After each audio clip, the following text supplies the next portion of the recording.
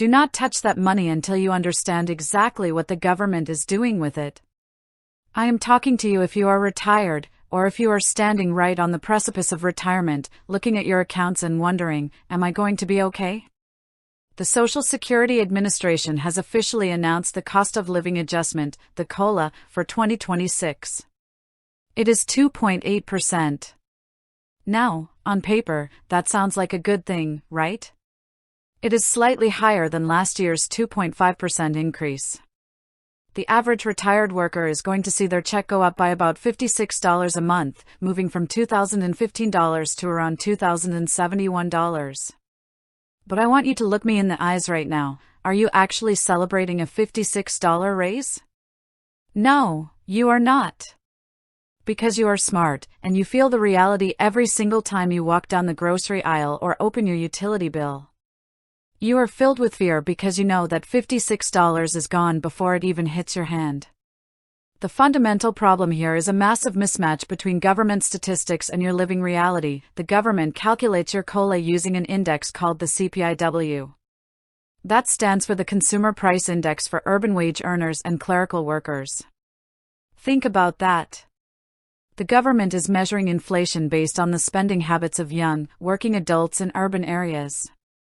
People who are buying professional clothes, commuting to work, and buying tech gadgets. Is that your life? No! You are retired or about to be. Your biggest expenses are housing, food, and healthcare. And those three things are rising at a rate that leaves a 2.8% increase completely in the dust. Advocacy groups have shown that Social Security has lost a massive chunk of its buying power over the last 2 decades precisely because of this formula. Let's address the second biggest fear you have right now, the Medicare clawback.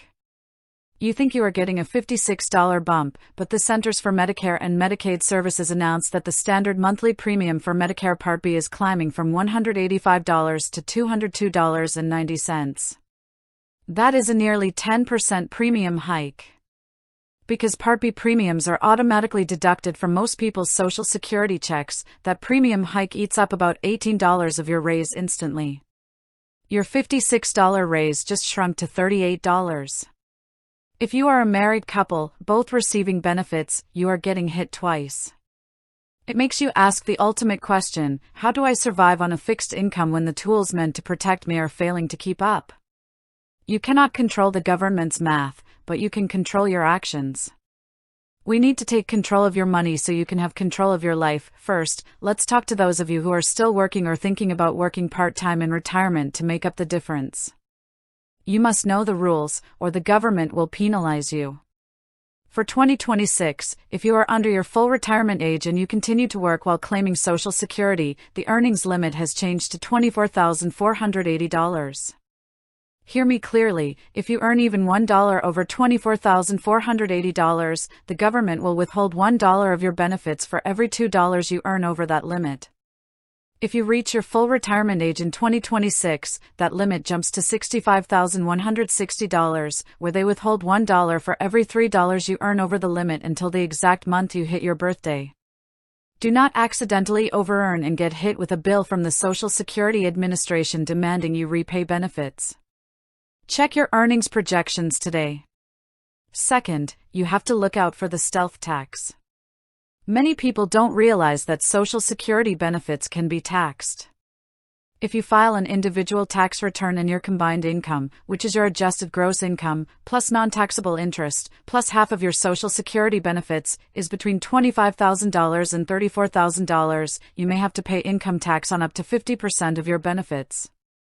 If it's above $34,000, up to 85% of your benefits can be taxed. For married couples filing jointly, those thresholds are $32,000 and $44,000. These income limits have not changed since 1993.